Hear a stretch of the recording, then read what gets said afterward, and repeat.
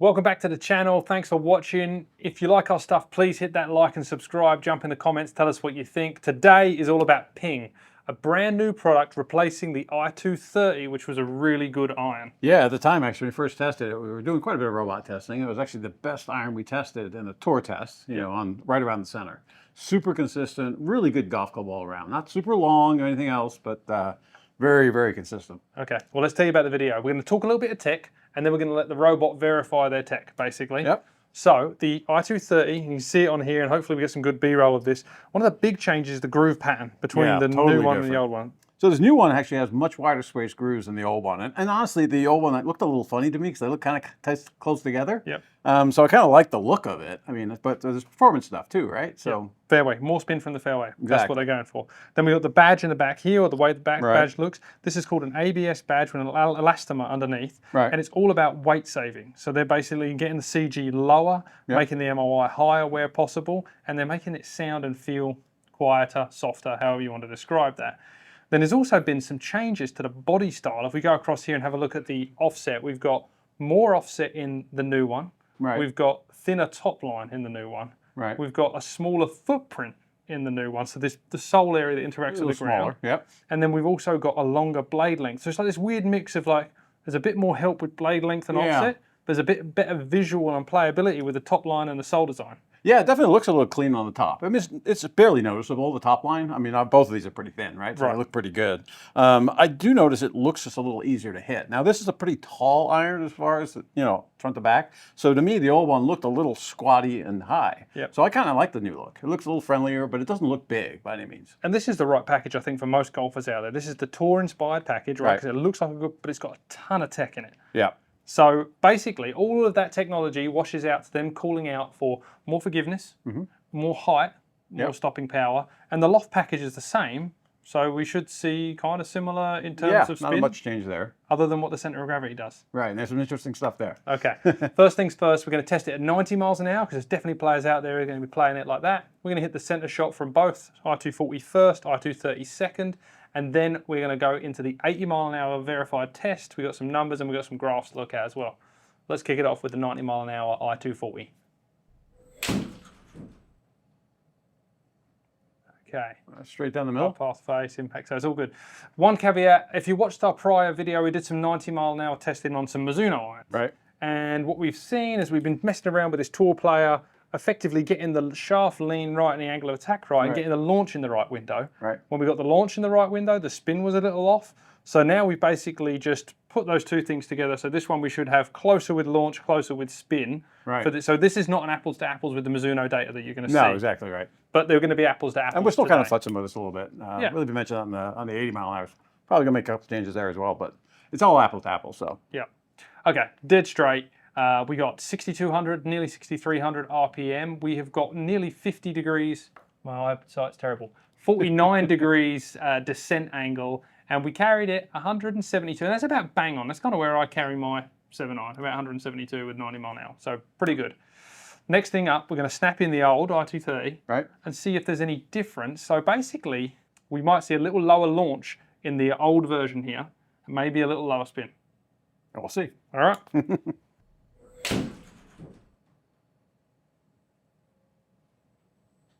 Okay, interesting.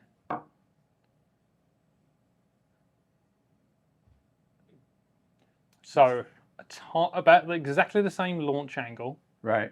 Lower spin, a decent amount lower spin, and about the same land angle. So in this 90 mile an hour test, nothing drastic showed up, but I got the chance to test this myself in hand last week, and I hit them head to head, and I'm about 90, maybe a little faster than 90.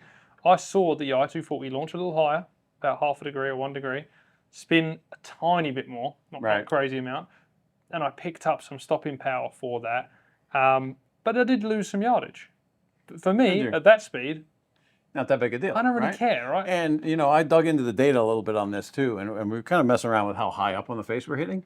And one of the things I noticed on the data on this one, and we don't, obviously not showing all this stuff, but, you know, as get a little bit lower, this actually gets longer, the new one. So they've definitely lowered the CG, and it's definitely better on thin shots by a fair amount. Yes. Yeah. So it's a bit misleading. Okay. So when we measured, you know, apples to apples, you know, a little bit down from center, this is actually longer. The new one's longer. The new is absolutely longer. Okay. Let's take About a 3 look yards longer, actually. at the flight here for a second and see. I don't know if we're going to actually get to see much difference between these two. Yeah, the golf shots are almost on top of each other, right? Right. Barely much to see. Both tailed down the right, so they're obviously similar CGs. Yep. So let's move on to the 80 mile an hour test here, and we'll compare some numbers, and then we've got some graphing, which is an interesting one to talk about. So do you want to do the numbers? Sure. So, launch obviously was a little higher than the new one, which you'd expect from the lower CG, which is what they're trying to do. Big improvements. Great for me. I mean, I hit the ball thin a lot, so I'm really interested in this one. Spin was pretty much identical. I mean, you're talking about, 60, under 100 RPM, so you'd have to hit an awful lot. But this is averaged over a bunch, so similar. Height is almost about the same. Big difference in land angle. Yep. And 2 that's degrees. Interesting. Yeah, which is a lot. That So might- definitely better stopping power. On the back end, there might be a couple of yards different, like at least a few feet in terms of how much it's going to roll out on the green. Absolutely. Yeah, quite a bit. And that's who this is going to be aimed at, right? Someone who wants more control. And like I said, this brings that player, the one who might not be ready for, I'm just trying to think of Ping's next one down, is the Blueprint S. And that is a lot smaller That's cavity. quite a bit smaller. Yeah, it's a smaller package for sure. Definitely not as forgiving. So this is a good intermediate one. I mean, you could certainly be a tour player and play on this. And probably have quite a few tour players using this on tour. Yeah, at least one. Yeah, at least one, but probably quite a few more, especially on the LPGA tour. Yeah. It's just a really good golf club all around. Nothing's crazy hot. And obviously, if you're showing it going a little bit shorter, about the same distance, that's fine. I mean, one thing you kind of think about here is, everyone was trying to beat last year's club. Well, you can't make them all longer forever, right? We'd end up with 10 wedges in our bag. So, the fact that some of these clubs, and not just this, and some other brands we've seen as well, actually they're shortening them a little bit, which, spreads the gaps better. Okay. So you've left me with the Yes. explanation of the dispersion. So this is kind of an interesting one to look at. If you look at the overall yardage, the new one loses, right, by about 30 square yards, and it's purely because of this toe strike. If you look at every other impact location, center low, center half-inch low, which is basically just right in the middle of the golf ball. Right. It's way better, and it's not just better in terms of top to bottom. It's better than each individual location is much Smaller, tighter. yep. So the toe strike on this is dropping off the distance, and we know that toe is kind of bad, but what this is tending to tell us is it's behaving more like a better players club, right? Toe shots drop off a little bit more because there's not as much power meat behind that area. But So it's a lot better if a little bit lower in the face. a little lower in the face. And honestly, even the distance is better up low on the face. So it's good all around in that respect. And I think that's a huge one. When I thin one out there as a better player, Me too. you're like, you want it to hit the front of the green still, and this is what the i240 is doing. i230 is dropping way down short. Toe strike, unfortunately, I get that one too, so I would definitely be paying attention to that here. Yeah.